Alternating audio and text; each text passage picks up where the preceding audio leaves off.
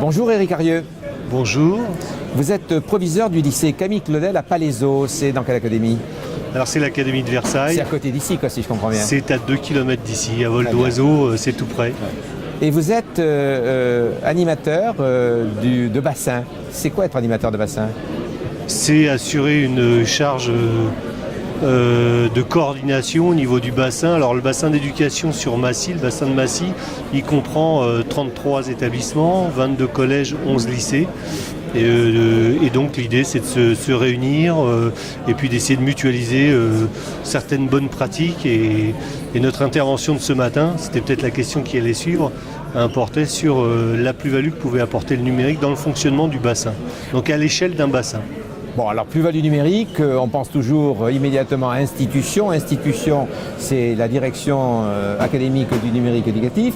Et c'est vous, Madame Isabelle Alexandre, qui est conseillère d'Anne, qui en fait était un peu la représentante ici un peu de l'institution, c'est ça? Voilà, donc j'accompagne les chefs d'établissement pour la mise en place du numérique au niveau donc, de chaque établissement, mais aussi sur les échanges à l'intérieur même du bassin d'éducation. Voilà. Donc le numérique, ça peut être utile dès lors qu'on a un groupe de personnes, ici ce sont des personnels de direction, qui souhaitent travailler ensemble et partager leurs pratiques. Comment fait-on? Alors c'est à destination des personnels de direction, mais ce qu'on a essayé de mettre en évidence quand même au niveau de notre intervention, c'est que ça pouvait irradier positivement à l'échelle de l'établissement au regard d'une vraie réflexion autour des usages numériques. Donc ça, c'est ce qu'on a montré au moment de notre intervention. On aura peut-être l'occasion d'y revenir. Donc là, l'idée, c'est d'essayer d'utiliser, de faire le choix de certains outils au regard de fonctions bien précises, donc dans une logique, une approche qu'on pourrait qualifier de fonctionnelle, pour que la communication se fasse du mieux possible, que le partage d'informations soit le plus efficient possible, et qu'on puisse aussi sortir de ce côté un peu statique lié à ces réunions qui ponctuent une année, réunions de bassin, mais pour lesquelles il manque un peu de dynamique. Donc l'idée c'était de créer de la dynamique, de mutualiser davantage, d'échanger, de partager des informations et des documents qui sont construits de manière collaborative sur un espace qui a été mis en place par Madame Alexandre et dont tu veux peut-être parler. Alors c'est quoi cet espace? C'est sur une plateforme spécifique, quoi, ou ce sont des outils génériques? En fait, ce sont des outils qui sont déjà disponibles. Donc on a créé une boîte fonctionnelle pour le bassin, donc qui nous a été ouverte par la DSI. Cette boîte nous donnait accès au cloud académique de Versailles, donc ça nous permet de stocker, d'archiver, déposer des documents de façon pérenne, quelle que soit en fait la personne qui est en charge du bassin. Et ensuite, on a inclus en fait les différents liens sur l'espace magistère, donc un espace collaboratif que l'on a ouvert spécifiquement pour le bassin de Massy. Et on a configuré l'espace magistère pour des outils qui permettent de faire la coopération, donc les wikis, de travailler ensemble pour un compte rendu l'EHPAD, d'ouvrir les classes virtuelles et de rajouter un certain nombre de choses au fur et à mesure que les besoins apparaissaient. Voilà. Voilà. Alors les collègues personnels de direction utilisent-ils ces outils et comment cela se passe avec eux? Alors justement, la difficulté est en fait de deux ordres. D'abord, il y a certains qui ne connaissaient pas vraiment l'espace magistère parce qu'ils n'étaient pas forcément, on va dire, ni suivaient de formation pour monter en compétence sur certains sujets, ou bien parce que ils sont rentrés dans le métier assez tardivement, donc l'espace magistère est arrivé après eux.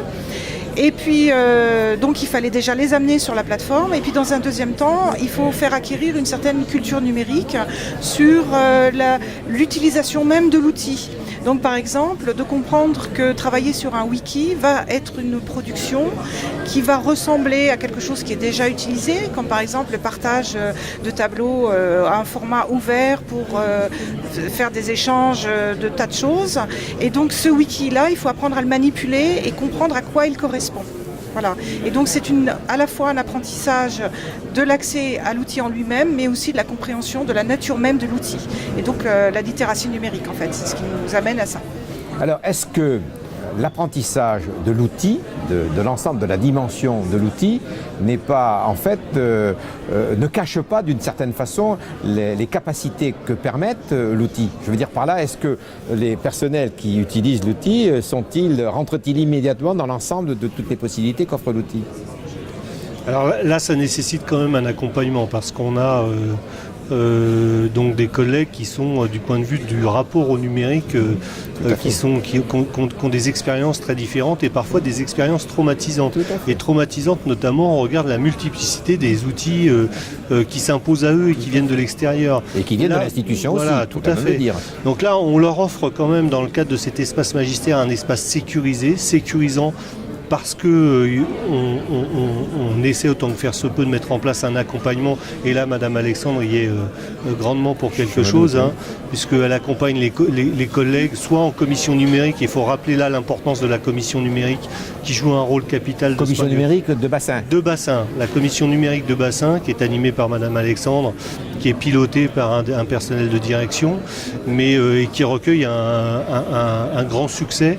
Donc ça, déjà au niveau de la commission numérique, et aussi qui fait un accompagnement individuel. Quand il y a un problème ponctuel pour déposer en ligne sur l'espace magistère un document en particulier ou pour tout simplement y accéder, elle est là pour répondre aux sollicitations de chacun des collègues qui peuvent avoir ponctuellement telle ou telle difficulté. Donc il y a un gros accompagnement à mettre en place pour permettre à cet espace de fonctionner du mieux possible. Alors si on devait avoir une vision un petit peu globale, quels sont selon vous, personnel de direction, et on verra ça avec vous après, les avantages de ce type de partage numérique? Quels sont les avantages intrinsèques et est-ce que ça n'offre pas aussi des possibilités que l'ancien dispositif qui fonctionnait autrefois avec du papier où on échangeait des documents permettait à l'époque? Alors je vais prendre un exemple, mais tu peux compléter Isabelle. C'est la mutualisation le partage, l'envoi de mail avec un dossier associé qui vise à mutualiser, partager un certain nombre d'informations, donc un document qui devrait être complété par tel ou tel collègue. Alors on reçoit traditionnellement, je dirais ce qui était mis en place, c'était un envoi de mail, une pièce jointe associée, et il y avait donc ce document était complété. Et au fil de ce complément d'informations données, on recevait à chaque fois des mails. Donc impossible pour nous, un collègue lambda, de retrouver le bon mail et surtout la pièce attachée qui correspond, je dirais, à l'aboutissement de ce processus. Là, c'est beaucoup plus simple. On utilise un pad. Donc, qui peut être enseigné au quotidien et en temps réel. Et donc on a à tout moment, je dirais, un accès unique qui est toujours mis à jour, consultable à tout moment par n'importe quel... Et modifiable à tout moment. Et modifiable à tout moment. Et en temps réel. Voilà, donc ça c'est un exemple de plus-value. Autre plus-value, ce sera mon deuxième exemple, tu pourras peut-être compléter, c'est le compte-rendu de la réunion de bassin en direct. Les comptes-rendus, c'est comme pour les comptes-rendus au niveau à l'échelle de l'établissement, les comptes-rendus de conseil d'administration, ils viennent souvent alimenter le compte-rendu suivant. Là, il s'agit de faire un compte-rendu en direct, donc on utilise le pad, et là, à 3 mains, à 4 mains, à 5 mains, les secrétaires renseignent ce compte-rendu. Et ce qui est très intéressant en plus, c'est que on peut avoir la possibilité de revisionner ce compte-rendu, voir comment il a été construit, identifier peut-être une idée qui est apparue, qui n'a pas été retenue, mais qui est présente et qui pourrait réémerger ensuite. C'est ça, madame. Alors, est-ce que ce dispositif, en fait, qui est partagé à un niveau bassin, n'a-t-il pas aussi pour ambition, moi je subodore cela, mais je vous la pose la question, de faire en sorte que cela transpire au niveau des établissements scolaires pour que chaque établissement scolaire, au niveau de son fonctionnement interne, en particulier vous parliez du conseil d'administration, mais ça peut être aussi la commission permanente, ça peut être aussi l'ensemble de tous les groupes de réflexion qui participent en particulier sur la fabrication du règlement intérieur, puissent effectivement se saisir de ce type d'outils pour fonctionner en collaboratif. C'est exactement ça, et ça va même plus loin, parce que ce qui est posé là, c'est la question des usages numériques, les usages pédagogiques. Et ça, j'ai envie de te donner le micro. Ça m'intéresse. Et c'est ce dont je parlais tout à l'heure, quand je disais que ce type d'intervention était de nature à irradier sur le fonctionnement de l'établissement. Alors, Oui. allons au pédagogique alors. Oui. Donc la pédagogie, c'est arriver à faire des choses aux élèves en utilisant l'outil numérique, mais en ayant bien défini la nature de la tâche de l'élève. Et donc pour arriver à tout ça, il faut bien connaître de quel outil on parle, à quoi il peut servir, comment on va gérer le contenu, le temps et la communication derrière tout ça. Et l'expérience qu'on a montrée, c'est que la relation humaine est indispensable dans la mise en place de ces outils. S'il n'y a pas une confiance entre les différents partenaires, rien ne fonctionnera. Très bien, donc si je comprends bien, je vais résumer. On fonctionne au niveau du bassin, mais l'objectif c'est de faire en sorte que l'ensemble de tous les personnels, tous les acteurs de l'éducation, en particulier les personnels de direction, puissent faire fonctionner aussi leurs établissements avec le numérique. C'est exactement cela. Merci. Merci à vous.